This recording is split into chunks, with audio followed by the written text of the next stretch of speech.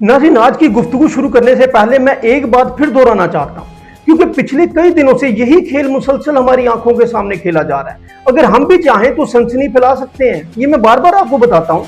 हम भी बड़े बड़े थंबनेल लगा सकते हैं, उन थंबनेल को बेच सकते हैं। हम भी लिख सकते हैं कि आज रात फैसला कुन जंग, ईरान ने आखिरी हमले का हुक्म दे दिया, डील साइन हो गई, अमेरिका घुटने टेक चुका है। लेकिन मसला ये है कि फिर अगले चंद घंटों बाद कोई दूसरा बयान आ जाता है, कोई सरकारी तर्जुमान आ जाता है, कोई वजारत खारजा आ जाती है और पूरी कहानी की तरदीद कर देती है। इसीलिए मैं बार बार कहता हूं कि दावे को दावे के तौर पर सुनो, खबर को खबर के तौर पर सुनो और तज्जिए को तज्जिए के तौर पर सुनो। आप मेरे पिछले 2-3 दिन के थंबनेल्स उठाकर देख लीजिए, जब हर तरफ ये शोर मचा हुआ था कि डील हो गई, मैंने लिखा था कि झूठ है, सिर्फ दस्तखत बाकी हैं, आज ऐलान होगा, कल ऐलान होगा, ट्रंप ने सब कुछ तय कर लिया।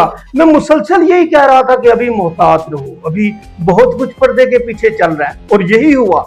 अभी इजराइल इस पूरे अमल को सबूताज कर सकता है, और आज जो कुछ सामने आ रहा है वो कम से कम यही साबित कर रहा है कि सनसनी और हकीकत में जमीन आसमान का फर्क होता है। देखिए, एक तरफ मुज़ाकरात की खबरें चल रही थी, दूसरी तरफ इजराइल ने बैरूत पर हमला कर दिया। ये कोई मामूली वाकया नहीं था, क्योंकि अगर वाकई फाइनल मरहले में कोई समझौता चल रहा होता और उसी दौरान कोई फरीक मैदान में बमबारी शुरू कर दे, तो इसका मतलब ये होता है कि सब लोग एक सफे पर नहीं है।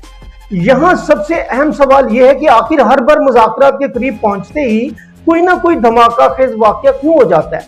यह सवाल सिर्फ आज का नहीं है, माजी में भी जब मुज़ाकरात आगे बढ़ते थे तो कोई बड़ा कत्ल, कोई बड़ा हमला या कोई ऐसा वाकया सामने आ जाता था जो पूरे माहौल को खराब कर देता था। इसीलिए जरूरी नहीं कि हर खबर को फौरन हतमी सच मान लिया जाए और व्लॉग चढ़ा दिया जाए, ऐसा नहीं है। दूसरी बात यह है कि पिछले चंद दिनों में सोशल मीडिया पर एक और अजीब माहौल बना रहा।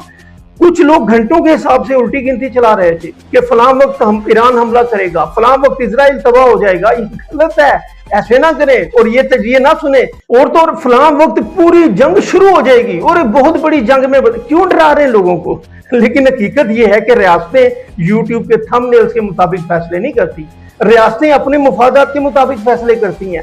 और इसीलिए मैं बार बार कहता हूं कि जो इतलात सामने आ रही हैं उनमें से बहुत सी इतलात सिर्फ नफसियाती जंग का हिस्सा भी हो सकती है। किसी तरफ से दबाव बढ़ाने के लिए, किसी तरफ को मुज़ाकरात की मेज पर लाने के लिए या मालियाती मंडियों को मुतासर करने के लिए। अब जरा अमेरिका की पोजीशन देखिए। ट्रंप मुसलसल कह रहे थे कि डील करीब है, बार बार कह रहे थे, लेकिन दुनिया इस बात पर यकीन ही नहीं कर रही थी। वजह क्या है? वजह यह कि एतमाद अल्फाज से नहीं बनता, किरदार से बनता है। जब बार बार दावे हों और नताइज ना आए तो लोग सुनना छोड़ देते हैं। और यही वजह है कि जब किसी और जरिए से कोई इतला आती है तो मार्केट उस पर ज्यादा रद्द-ए-अमल देती है। ये सिर्फ मशरिक़ वुस्ता की जंग की कहानी नहीं है, ये एतमाद और साख की भी कहानी है। और इसीलिए आज हमें जज्बात की बजाय हक़ाइक़ को देखना होगा। फिलहाल जो चीज वाज़िया है वो ये है कि खित्ता अभी मुकम्मल तौर पर महफूज नहीं हुआ।